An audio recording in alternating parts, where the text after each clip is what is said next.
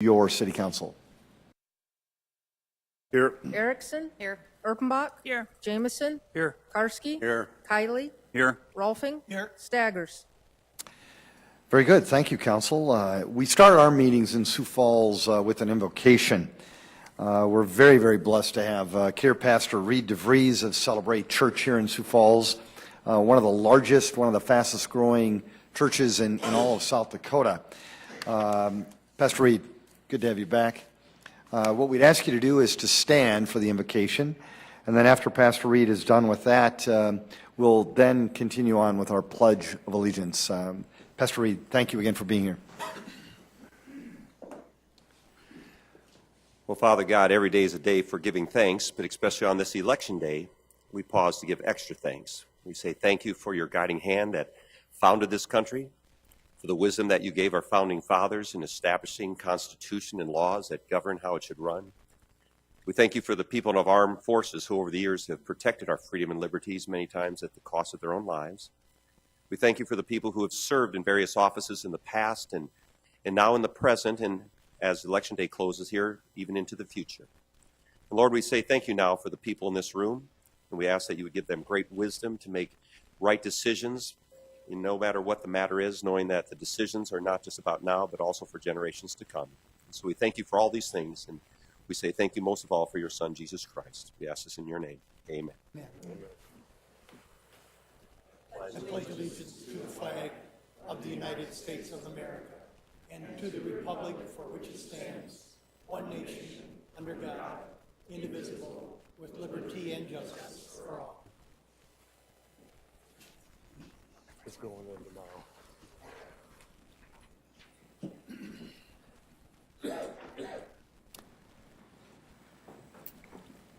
Well, Council will now continue with our consent agenda. Any motions, changes? Move for approval, Anderson. Second, Rolfing. Councilor Anderson Jr. has made a motion to approve our consent agenda, seconded by Councilor Rolfing. Any discussion?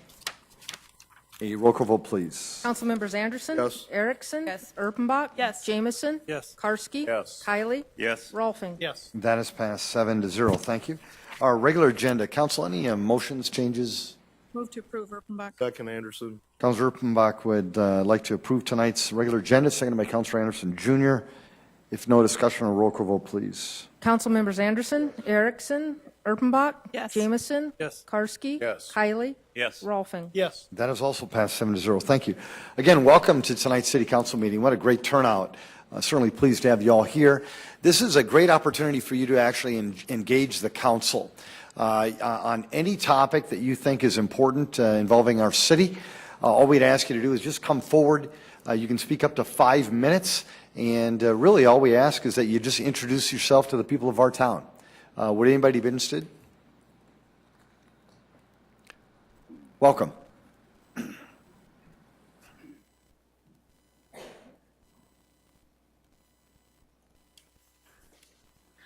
Scott Arisman, Sioux Falls. I actually have a handout for the council, and I'd like it on the overhead if I could get some assistance on that.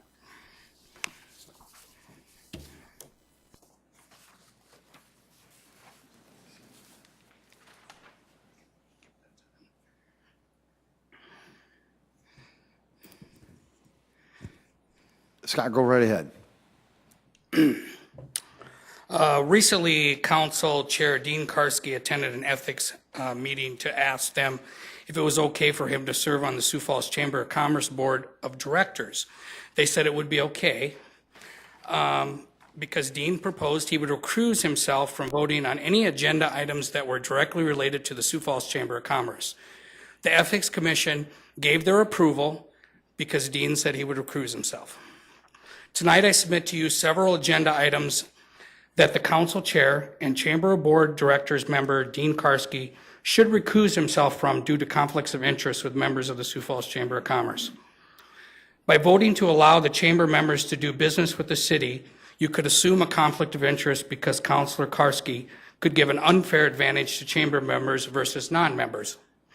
The concerning items are as follows.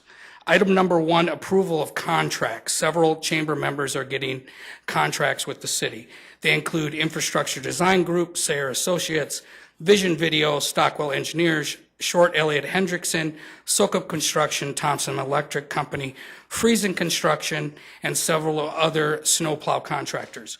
Item number 2, change orders. Chamber members include First Rate Excavate, Beckenhofer, Cryer, and Blaine.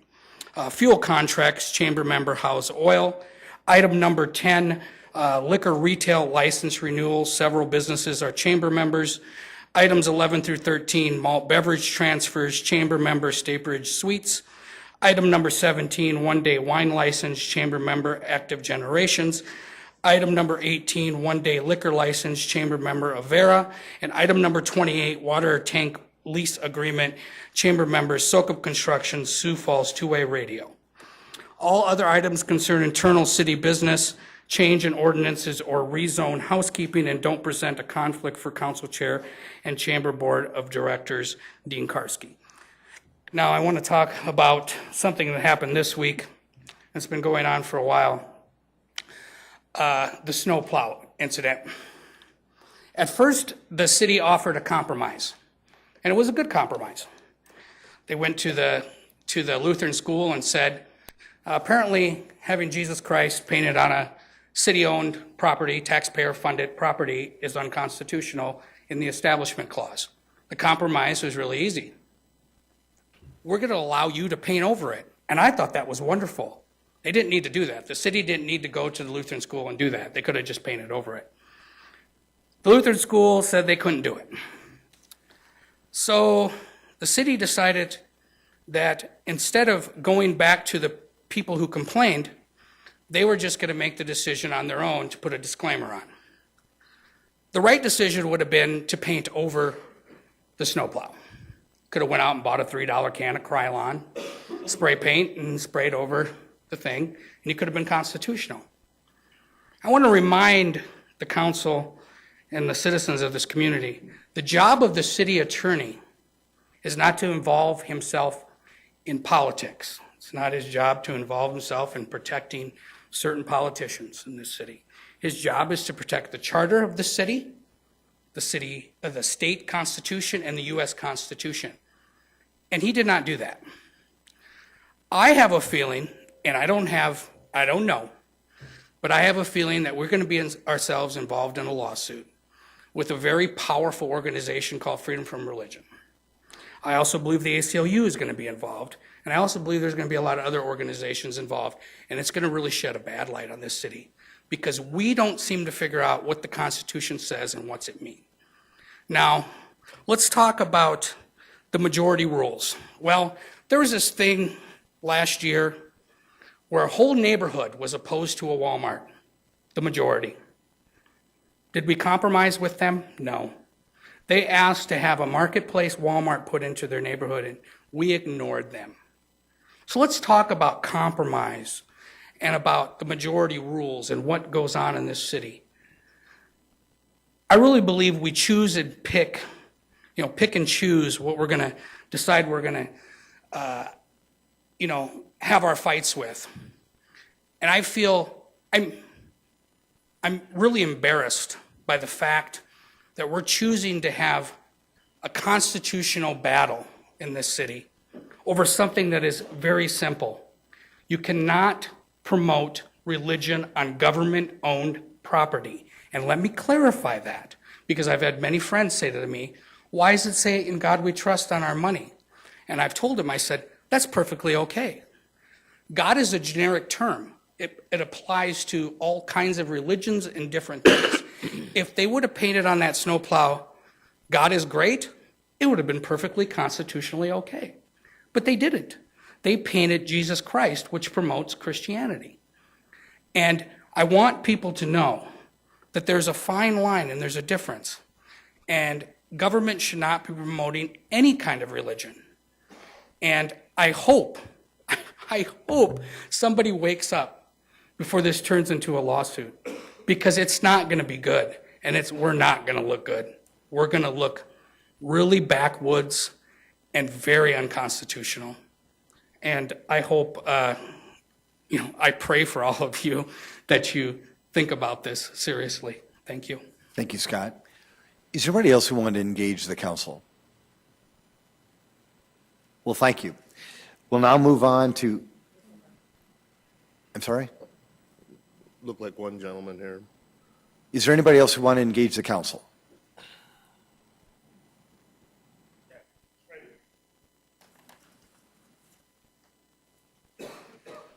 Hi, my name is Brad Windeshausen.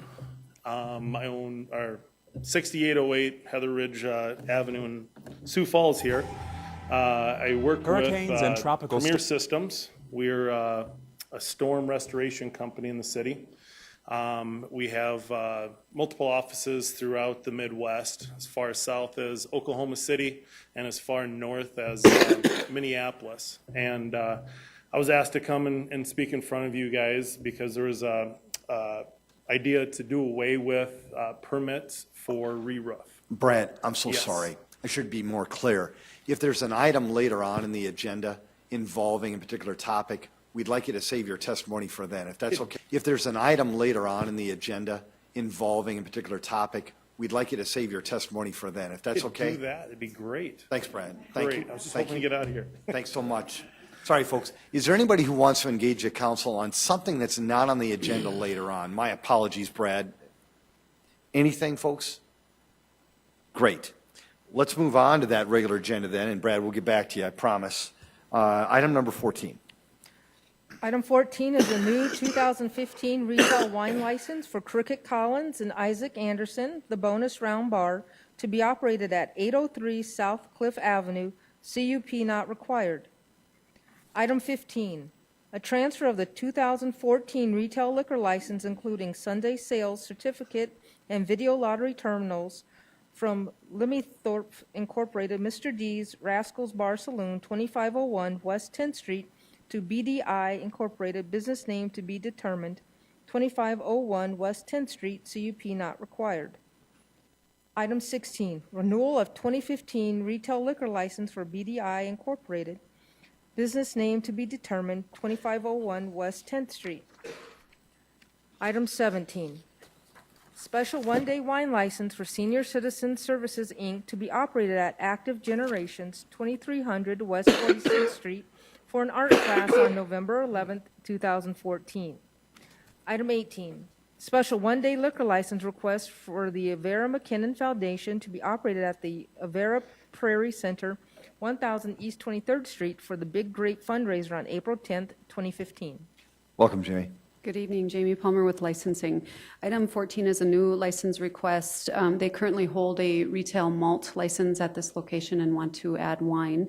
15 and 16 are for the same location. One is the transfer, and the second is the renewal for that license.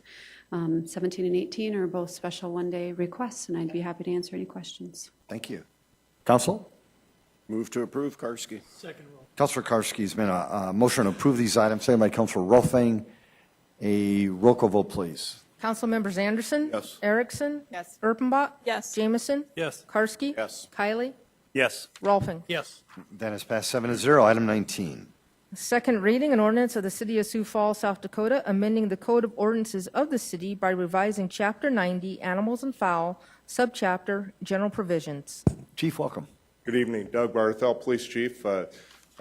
This is the second reading for the ordinance that would prohibit the feeding of deer within the city limits. It's a critical piece in our deer management plan, which we will be submitting to the state here very soon, and it will lead us in the direction to help control the ever-increasing deer herd that's in our city limits. So be happy to answer any questions. Chief, thank you. Folks, this is a second reading, so you actually have an opportunity to engage the council on this topic. Would anybody be interested? Very good. Council, I'll leave it in your hands. Move to approve, Erpenbach. Second, Rolfing. Councilor Erpenbach's made a motion to approve item 19, seconded by Councilor Rolfing. Any discussion? Roll call vote, please. Council members Anderson. No. Erickson. Yes. Erpenbach. Yes. Jamison. Yes. Karski. Yes. Kylie. Yes. Rolfing. Yes. That is passed 6-1. Item 20. Is a second reading, an ordinance of the City of Sioux Falls, South Dakota, amending the Code of Ordinances of the city by amending Chapter 150, Building, Subchapter, Residential Code, by exempting residential reshingles from permit process. Councilor Dean Karski. Yes, sir. I'm bringing this forth as a means of removing the requirement to have a building permit for simple maintenance process, basically taking off and putting new shingles on your home. Very good. This is a second reading as well, folks. Brad, would you be interested in coming forward? Absolutely. Good to have you here. Thank you. Thank you again for your patience. Welcome to City Council. There's my cue. All right. Brad, would you mind just introducing yourself again? Brad Windeshausen. Thank you. I work for Premier Systems. We are a Midwestern company. Our offices go down as far as Oklahoma City, Oklahoma, and as far north as Minneapolis, Minnesota. We are a storm restoration company. Storm comes in, wind, hail, we'll take care of the roof, siding, gutters, anything that's damaged in the storm. It was brought to my attention that there was a plan to possibly do away with re-roofing permits. And just like to give you some information from a company that does this every day and deals in multiple locations, multiple municipalities. And we have the experience of seeing what's out there and the knowledge of how bad of a decision that is. When we came to town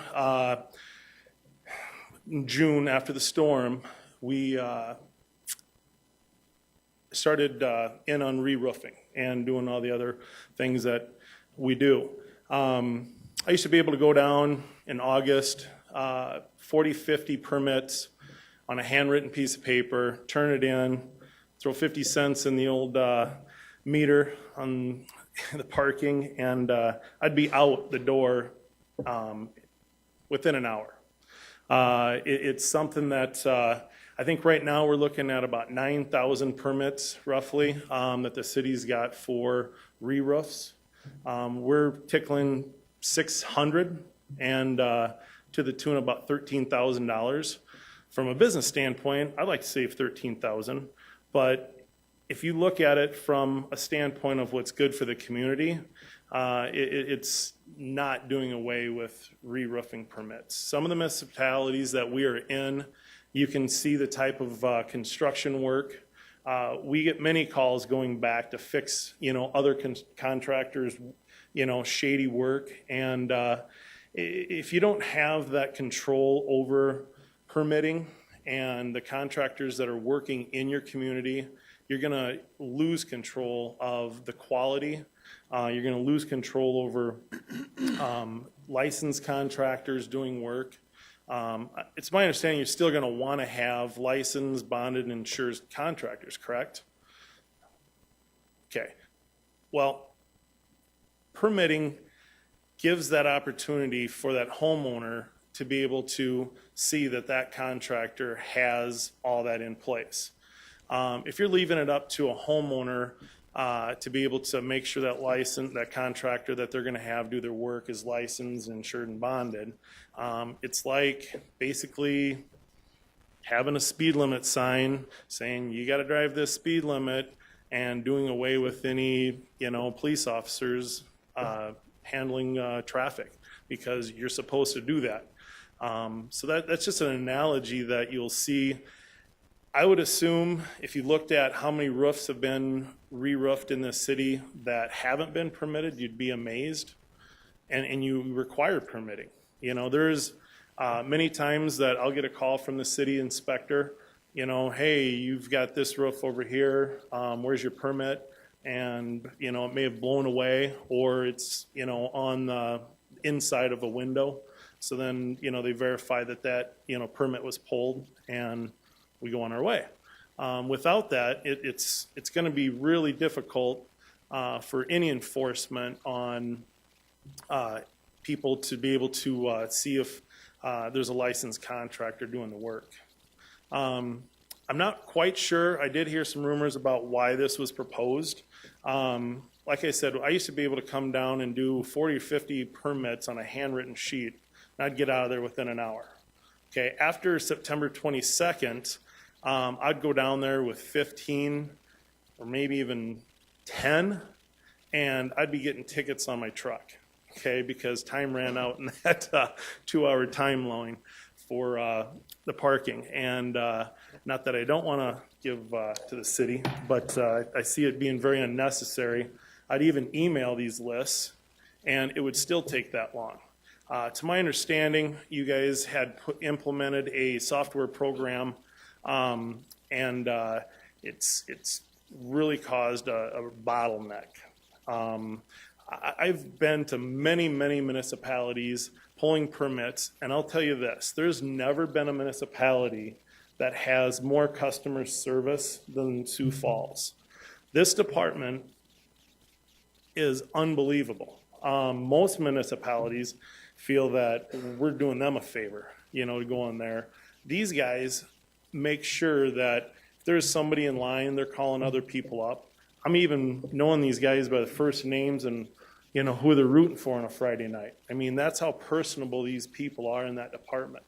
And to implement a software program in probably one of the busiest months when all these contractors are trying to get these permits in before weather comes, was probably the most idiotical thing that anybody could have thought of. So my suggestion is find out who did that, what department, and have some serious repercussions with that, because that's where the bottleneck is. These guys down there were turning out a large number of permits very quickly, and ever since that software program came into effect, it's really caused havoc. So that's maybe the direction you might want to go versus doing away with not having permits. Since then, I will say it's become a lot faster. They've found different ways to process these permits, and they've been doing a really nice job. But I still think if they could have just waited until maybe December to run this new program when the permits weren't needed so much and so fast, they probably would not even have had any issue, and the council member probably wouldn't have made that motion. So thank you for your time. Thanks, Brad. Is there any Good job. questions you have for me? We'll get back to you, Brad. Thank you. Thank you. Folks, this is an opportunity for you to engage the council, and then the council, when you folks are done, then the council has the opportunity to engage you. So anybody else want to talk on this topic that's in the audience? Great job, Brad. Thanks for being here tonight. Sir, you do want to speak? Okay. Folks, if there's anybody else, please get ready, okay? Thank you. Welcome, sir. Thank you. My name is Cully Liebert with Liebert Construction here in Sioux Falls. I'm here representing the Sioux Empire Home Builders Association. We are opposed to getting rid of permitting for reshingling. The home building industry supports the current practice of getting a building permit, which assures the homeowners that the firm that they're hiring is going to be licensed, bonded, and bonded and insured. Having that inspection in place will really help homeowners know that the inspectors are going to come out and that their work has been done properly. In the event of a code violation, the contractor or permit holder is required to fix the problem in the enforcement with the compliance bond. While we may assume that all contractors will be licensed with the city, some out-of-state contractors will not seek a contractor's license and therefore not have a compliance bond. In fact, the South Dakota Attorney General's distributes a press release every year informing homeowners to be watching out for this. While the property owner may initiate a legal action on their own for shoddy work, it may prove to be more challenging without that compliance bond. By taking away insurance of a building permit, a contractor would likely not request an inspection. So it would raise the question, if an inspection was to be requested by a homeowner, who's going to pay for that? Is it going to be the contractor, the homeowner, or the city? We have a strong history in Sioux Falls and across the state of issuing building permits to protect the public. A survey of South Dakota's 10 largest cities indicates that 8 of them require permits for reshingling. Watertown and Mitch are the only 2 that don't. Sioux Falls and the surrounding communities, Brandon, Harrisburg T, all require a permit for reshingling. We believe a permitting system offers many benefits and protections to consumers that would not exist if we got rid of the permitting system. So on behalf of our industry, on behalf of the Home Builders Association, we would urge you to not pass this ordinance. Thank you. Thank you very much. Appreciate it. Folks, anybody else? Welcome, sir.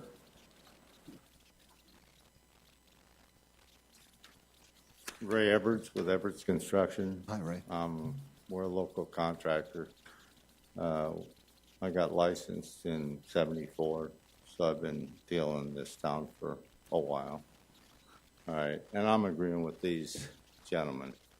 All right, and I don't mind the storm chasers coming in here because we got hammered by Mother Nature. It would have taken the local contractors 10 years to put our city back. All right. Really. But you can't do away with those building permits. We gotta have the rules. We gotta have the inspections. All right. You can't open up the door to anybody coming in here. I've been doing a long time going other places where they don't have inspections. We do a lot of remodeling. And we think that everything's done the way we do it here. We'll try to figure it out where someone does it any way they want to do it.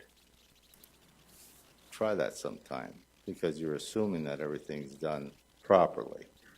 All right? And as far as us taking longer to get permits, I don't think it's that much longer. You know, I really don't. But if you do away with the policing, you are opening up a door that you can't close. As far as I know, you're all elected officials.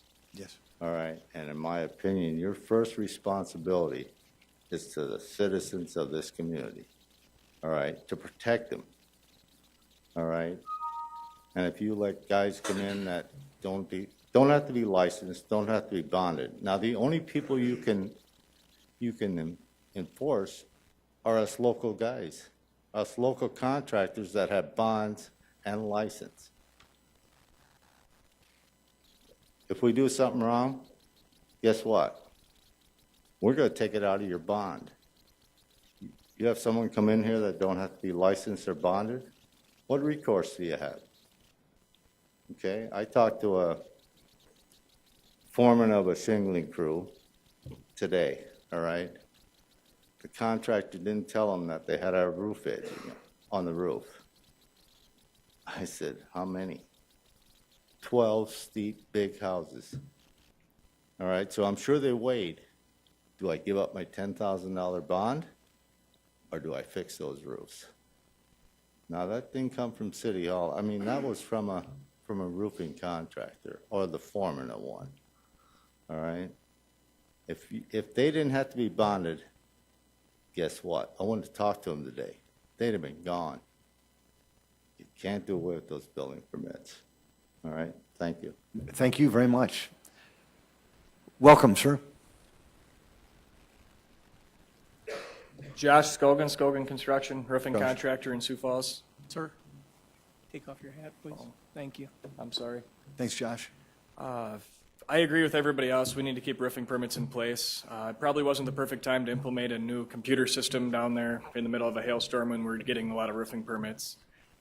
It's a program that I requested for the last 2-3 years about getting permits online. It sounds like that could be implemented within the next 2 months. I think we're voting on this too early, depending on where it's at. I think we should see if we get that in place. I think that's going to save a lot of time of people waiting for permits and being downtown. If I can just get on my phone when I'm on a job site and get a permit, it's going to be a lot easier and save the trouble of everybody driving downtown to get those. It sounds like that system should be in place in a couple months, and I think we won't have an issue about timeframes of getting things accomplished. Josh, thank you. Appreciate it. Well, folks, very good. Thank you for the testimony. Council, now in your hands. Councilor Erickson. Thank you for all the testimony. I appreciate the feedback from the business people in our community. One thing that I wanted just to bring to the attention of the council, we often talk about how city, state, county needs to work together. And taking away the building permits would hinder that relationship with the state.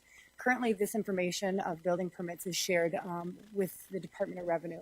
As a former revenue agent myself, I would receive these. I would be able to research to see if these people are licensed contractors, which protects the homeowner in the end, as well as bringing in the revenue for our state, which is then passed to our city to make sure that sales and use tax is paid on these materials. Sounds tedious, but at the same time, when we get a big storm and the storm chasers come in, not all the time do we have people coming in that are honest. They may come in and just bang out hundreds of jobs without really your best regard. This is a way that we're able to catch them, that we're able to prosecute them, and that we can keep this statistical information to use in criminal investigations if somebody is wronged. So if we do away with these building permits, I fear that that information being shared with the Department of Revenue is going to be hindered. I know the Department of Revenue appreciates receiving that information. It's in the end that really does protect the homeowner. It doesn't sound like it's a big issue for the contractors to be getting these building permits. I think in time, once the software is up to speed and everybody is able to process that quickly, I think that we're going to see the building permit process speed up heavily. So I would encourage my colleagues here to vote to keep the building permit process on roofing at this time. Councilor Buck. I wanted to kind of bail out staff real quick. This new software wasn't something that we dreamed up after the hailstorm, so I just wanted to remind folks that staff has been working on bringing this new software online for literally years. And it is something that takes time. It is a really complicated process, but the gentleman is right that you'll be able to get a permit online and it will be much easier, much simpler. It was implemented with the idea of citizens being protected, and so I think it's very important to understand that. The other thing, citizens being protected, and so I think it's very important to understand that. The other thing that I would say regarding this is I agree with Councilor Erickson, but I also would say as a homeowner, I know that if I have my plumbing fixed, there's an inspection and a tag and a permit that goes with all of those sorts of projects. I can't judge my plumbing alone any better than I could judge my roof, and so I would ask council as well to vote this down, that we should continue to have building permits for roofing and for all the things that we do for our homes. Thank you. Councilor? Question for Ron Bell, if I may.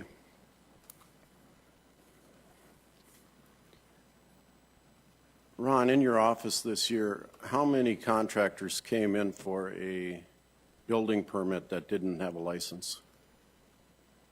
Very few.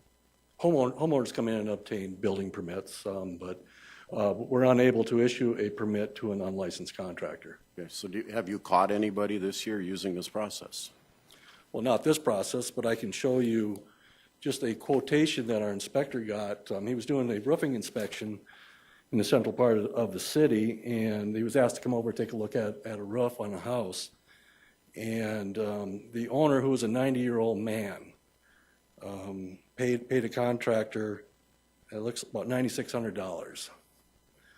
And the contractor did do the roof, but he did not do the gutters. He didn't do the awnings. That meant that 90-year-old man is taken by that contractor that is an unlicensed contractor. We run into this on occasion. So it does happen. There are unlicensed contractors that are out there. Whenever we find them, we deal with our citation process, but we're always trying to make sure that the homeowner is going to be taken care of as far as any unlicensed work and any shoddy work that is done. It was kind of ironic because he called in to see if he had a license for this contractor, and coincidentally, one of our staff had a call from a daughter of an 84-year-old woman that this contractor was building a carport without a permit on the property line, which meant that whatever work that they started with has to be removed because it doesn't meet code and it didn't have a permit. So this is very important. As far as the licensed contractors, that's in the bonding, that'll always be there. But if you take away the capability of us to be able to police that, you're going to allow unlicensed contractors to do work in this town. And we've seen it in the past, and we've seen that there has been repercussions that the actual homeowners are the ones that are suffering. Has the city issued any citations in the last year for people doing business without a contractor's license? Yes, multiple times. We have cited people. Yes. Thank you. Counselor, did you want to make a motion to approve this item? I will, but I'm going to make a little statement first, if I may. Can do it, Ed. Can I, yes, would you want to make the motion? I'll make a motion to approve this. Second. There's been a motion, and it has been seconded by Counselor Jameson. Thank you, Counselor. Counselor, go right ahead. Yeah, first of all, I want to thank all the contractors that are here because you are legitimate and you do business the right way and the way we expect you to do business in Sioux Falls, and we thank you for that. It's the unreputable ones that we're not catching that, that are causing the problems. And I'm going to echo the sentiments of most people here that our building services people do an outstanding job. They truly do. We got great people working over there, and I thank them for the work that they do. That being said, just today I was visiting with a with a friend of mine who told me about how his neighbor hired a contractor to replace his shingles on his house, and he got a pretty good deal. First rainstorm, the roof leaked. He called the city up to come out and inspect it, and the contractor didn't have a license, wasn't bonded, and he was from outside of the community. When the inspector asked the homeowner didn't you ask him if he had a license? He said, yeah, he told me he was licensed, bonded, and he had gotten the building permit. He went on his word. How do you double check that? A few weeks ago at our informational meeting, we were able to hear how the building permit process works when a single-family residence needs to have shingles replaced. We're shown several pages of building codes that state what is the minimum acceptable product requirements and how they are to be installed. We were also informed that no inspection other than a seemingly random drive-by inspection is completed, and that inspection is not documented to the property owner as complete by the inspector, kind of like your plumbing, Councilor Urbanbach. The times that a thorough inspection have been done is when the roof leaked, possibly several years after the work was done. Tonight I brought before us a change to our way of doing business in that it removes the requirement for a building permit to perform maintenance, and that's what this is in most communities is considered maintenance to a single-family residence, namely replace the shingles on your home. Most other cities, and I called West Des Moines, Lincoln, Fargo, Watertown, and Rochester, I called 6 places, 5, and that was just totally at random, did not require a building permit for such maintenance. And while that in itself is not enough reason for changing our ordinance, remember that removing the permit requirement does not remove the license and bond requirement for the contractor, nor does it change the building codes regarding shingle replacement. The current process provides for a false sense of security to the homeowner regarding the quality of the work that will be done, as the city does not warrant the work that's being completed, nor do we guarantee the quality of work. The justification for keeping the building permit requirement for shingle placement is not that it ensures our building codes are being met, but it allows for our building services to police the contractors for license and bond compliance. The cost to the citizens of Sioux Falls of that policing in a normal year is about $40,000. This year, if we have 9,000 building permits, it's $180,000. It seems like a pretty high price to pay. I would suggest that non-compliance with the license and bond requirement carry a heavier penalty than the cost of the license itself. Leaving the ordinance as it is does very little to protect the homeowner, and removing the requirement for a permit is a small step in reducing government regulations. I'm asking for your vote, yes. Councilor Jameson. Just a quick note, I want to compliment Dean Karski for thinking about this issue and digging in. Less regulation, I think everybody appreciates it, but when we have the Home Builders Association or the contractors come forward and say they actually want it, I think it builds confidence in the process. don't stop thinking about change. But I think when the contractors come and say it's a good process and it's working, it's the right answer that we're looking for. As well, I might just share a short note. My wife is a realtor. When she has buyers come and look at homes and there's, say, a new roof or a new addition that's put on, she'll go and check with the city to see if building permits were pulled for those projects and if they've been completed and fully inspected. It adds confidence into the buyer's prospect of buying a home that's had work done to it.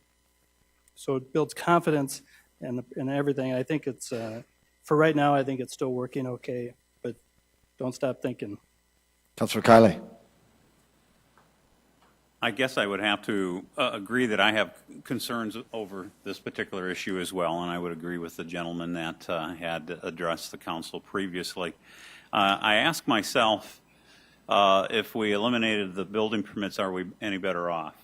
And I don't see that we've gained anything by eliminating a building permit. I think we would go backwards. If there is anything that we need to do to improve upon the issuing of the permit or even the steps following up after following the issuance of the permit, then those are things that we can do, that we can work on. But I would urge council members to retain the present policy. Councilor Rittenbach.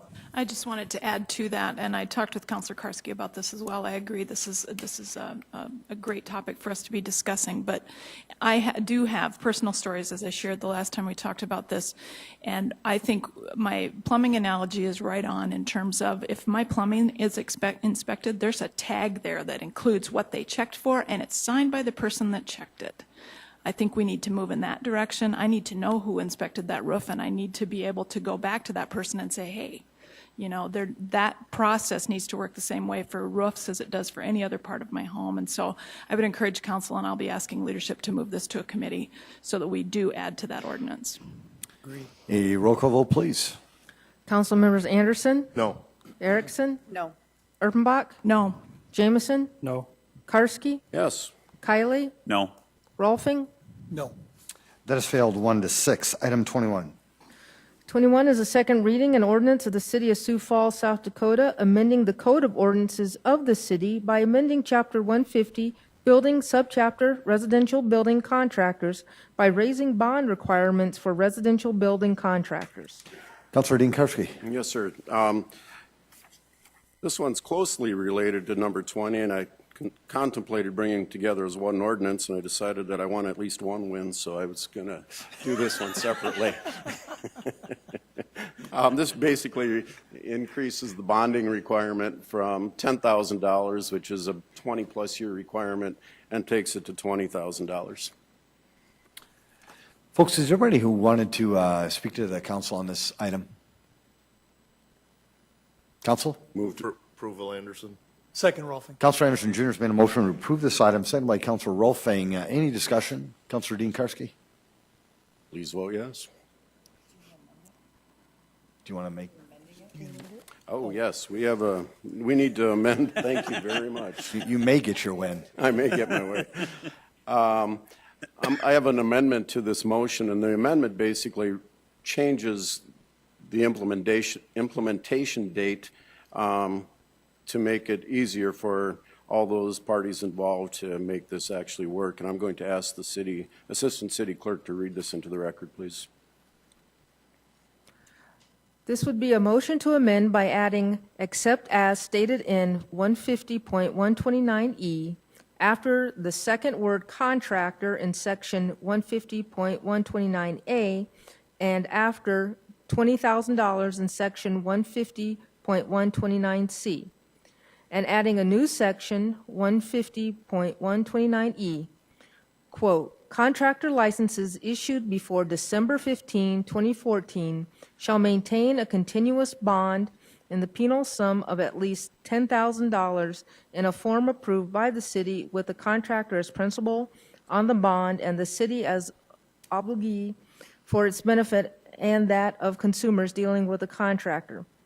The aggregate liability of the surety for contractor licenses issued before December 15, 2014 regardless of the number of claims made against the bond or the number of years the bond remains in force, shall not exceed the bond's penal sum. All contractors must maintain a $20,000 bond as of June 1st, 2015, unquote. Is there a second? Second, Erickson. Thank you, Councilor Erickson. There has been a motion to amend this item by Councilor Karski, seconded by Councilor Erickson. Any discussion? A roll call vote, please. Council members Anderson? Yes. Erickson? Yes. Erpenbach? Yes. Jamison? Yes. Karski? Yes. Kylie? Yes. Rolfing? Yes. That amendment is passed 7-0. We now have an amended main motion. Any further discussion? Roll call vote, please. Council members Anderson? Yes. Erickson? Yes. Erpenbach? Yes. Jamison? Yes. Karski? Yes. Kylie? Yes. Rolfing? Yes. That item is passed 7-0. Item 22. 22 is a second reading, an ordinance of the City of Sioux Falls, South Dakota, rezoning property at 1701 East 54th Street North from the I-2 Heavy Industrial District to the CN Conservation District, petition number 2014-0901, and amending the official zoning map of the City of Sioux Falls. Planning Commission recommends approval. Good evening, Diane DeCoyer with Planning Office. This is a rezone from the I-2 Heavy Industrial District to the CN Conservation District for allowed forms. The applicant is Chuck Service with City Engineering. The location is the southwest corner of North Jessica Avenue and East 54th Street North. The size of the parcel is 1.75 acres. The purpose is to construct a regional detention pond. There is both light and heavy industrial zoning around this location. This detention pond is actually Phase 2. Phase 1 is located up around Cliff Avenue and north of East 54th Street. So again, this is Phase 2. But I can answer any questions that you might have. Thanks, Diane. A second reading, folks. Anybody want to speak to this item? Council? Move for approval, Anderson. Second, Rolfing. Councilor Anderson Jr. has made a motion to approve this item, seconded by Councilor Rolfing. Councilor Jamison. A question for Diane, if I could. How large of an area will this detention pond serve? That's a good question. I'm not sure I know the answer to that, but I can get that for you. A roll call vote, please. Council members Anderson? Yes. Erickson? Yes. Erpenbach? Yes. Jamison? Yes. Karski? Yes. Kylie? Yes. Rolfing? Yes. That is passed 7-0. Item 23. A second reading, an ordinance of the City of Sioux Falls, South Dakota, rezoning property at 4801 East Linden Lane from the RD1 Twin Home Duplex Residential Suburban District to the C2 Commercial Neighborhood and Streetcar District, petition number 2014-0904, and amending the official zoning map of the City of Sioux Falls. Planning Commission recommends approval. Diane? Diane DeCoyer again. The applicant and owner on this is William Petrie. The subject property is located at 4801 East Linden Lane, which is a frontage road to East Arrowhead Parkway. The size of the parcel is 0.71 acres. Purpose is to allow commercial development. 3 lots to the south and southeast are vacant and adjacent to C4 to the west. Buffer yards are required due to their adjacency to the residential homes around it. The property had previously been zoned as C2 under our old ordinance. Since Shape Places took effect, it was then zoned back to RD1 because there are homes on the property. So the applicant has come forward to rezone again to C2. Can answer any questions. Thank you, Diane. Folks, anybody want to engage the council on this? Welcome. Ron Nelson, Nelson Property Consultants, representing the owner. We were marketing this property prior to Shape Places as a commercial piece. Kind of took us by surprise that it got rezoned back, and so we're just essentially here to put it back to the way it had been some almost 20 years previously. It's on an arterial street. There's commercial all around, so it was just our feeling that that was the logical zoning district for that. So open to any questions you might have. Thank you, Ron. Thank you. Sir, welcome. Well, my name is Ignacio Hernandez. Ignacio? Ignacio Hernandez. Thank you, Ignacio. Yeah. Welcome. And, well, my concern is that that zone. I have a house on that property, or not next to the property, but near it. And, it's, like, my concern is, on that particular lot, why are they just trying to zone that lot commercial? And I did talk to Ron the other day. I called him up to see because I was concerned about it being changed to a commercial lot. And he was telling me that, it's the nature of the beast. So I go, I don't agree with it because I have a residence right near it. And if they change that to commercial, they already had that casino where they had the robbery a few years back. I don't know if you remember. But my concern is, the traffic that's going to generate them directly, getting closer to my property on the Gordon Drive. So I'm about 3-4 houses from the Linden Street. So my concern is, why are they trying to rezone that for commercial property when, it really doesn't kind of look like an odd shape, to just zone that corner. And then the rest of the houses is going to be kind of